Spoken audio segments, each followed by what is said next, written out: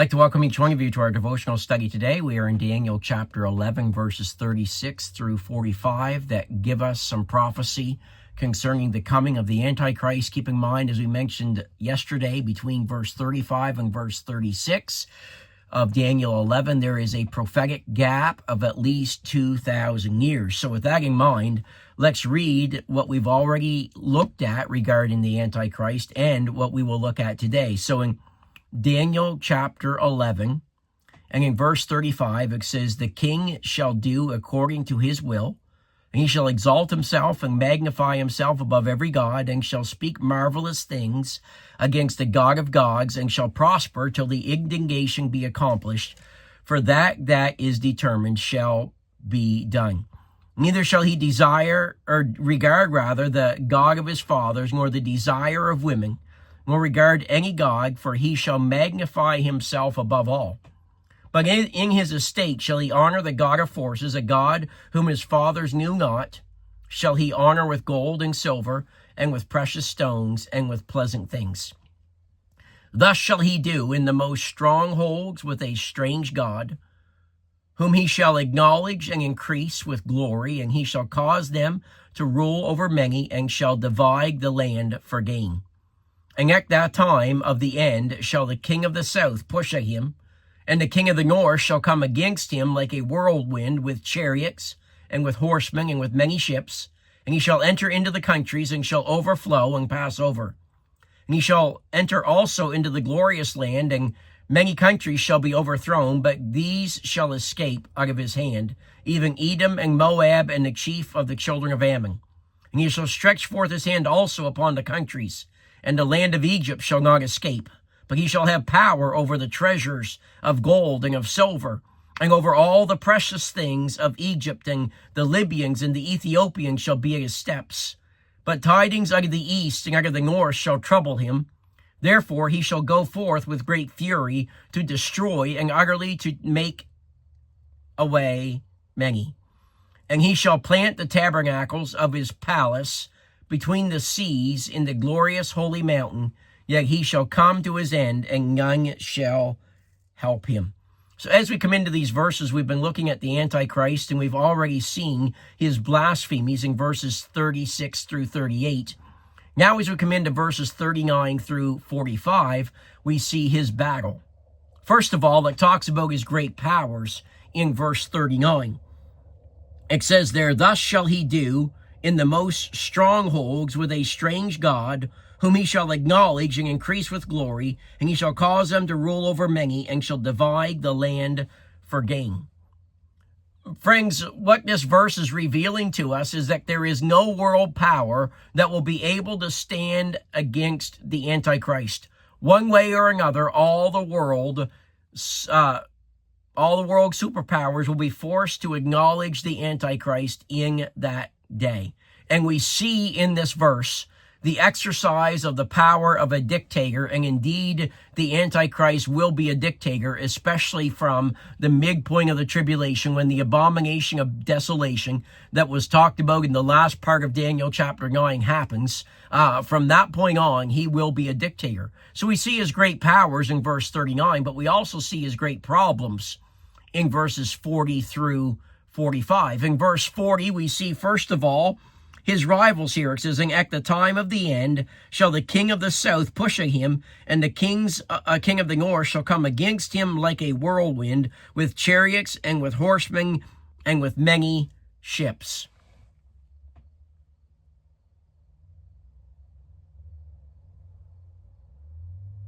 So we see here that as we look at this, first of all, notice the phrase in the beginning of verse 40, "and at the time of the end." That phrase, time of the end, is key to the interpretation of the last 10 verses of Daniel chapter 11. If you're going to understand these last 10 verses, we need to understand it's talking about the time of the end, and it's talking about the Antichrist and all that happens. And there's a great battle here that takes place in verses 40 through 42.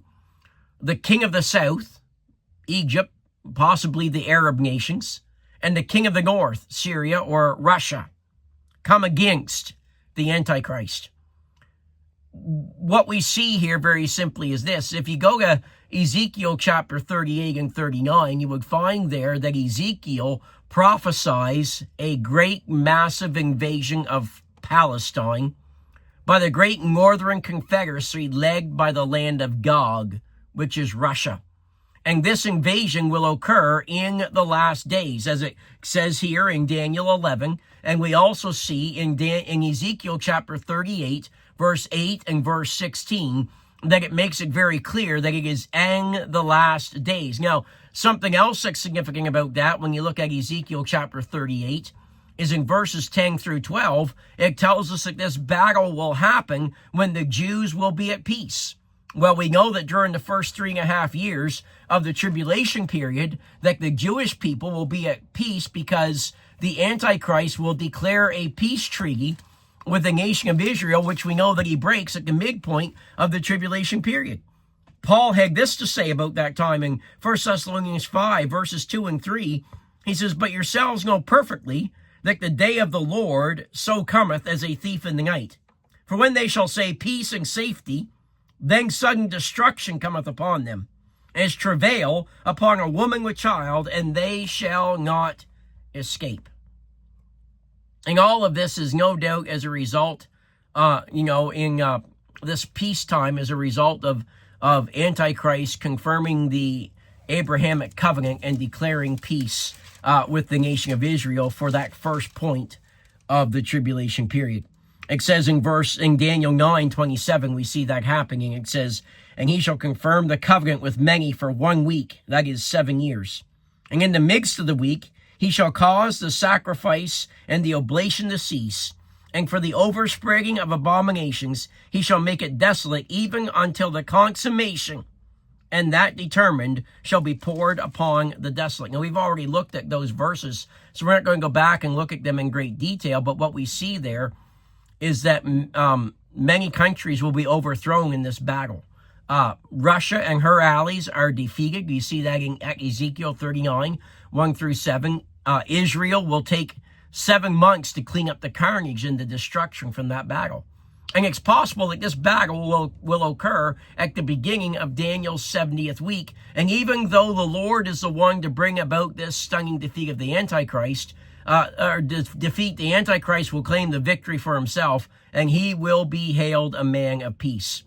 And if you look at the order in Revelation chapter 6, verses 1 through 8, that would agree with this interpretation. Come with me if you would to Revelation chapter 6. We're talking about, as these people come against him, that the Antichrist seeks revenge and retaliation. Come to Revelation 6. We'll notice this in the time that we have left. Revelation chapter 6, verse 2.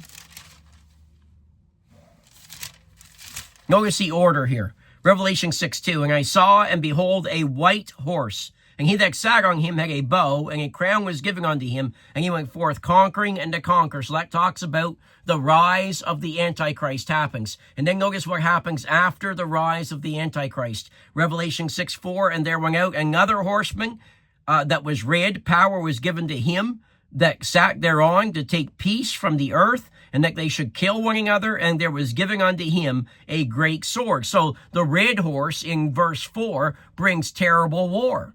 Then in verses 5 and 6, it says, "And when ye had opened the third seal, I heard the third beast say, Come and see. And I beheld, and lo, a black horse, and he that sat on him had a pair of balances in his hand. And I heard a voice in the midst of the 4 beasts say, A measure of wheat for a penny, and 3 measures of barley for a penny, and see that thou hurt not the oil and the wine." So there we see that black horse, famine, and the ravages of war. And then in Revelation 6:8, it says, "I looked, and behold, a pale horse, and his name that sat on him was Death, and hell followed with him. And power was given unto him over the 4th part of the earth, to kill with sword, and with the hunger, and with death, and with the beasts of the earth." So there we see that pale horse that brings pestilence and all of the evil that is in the world. So we see there how the interpretation that I just mentioned seems to definitely be confirmed by the events in Revelation chapter 6, verses 1 through 8.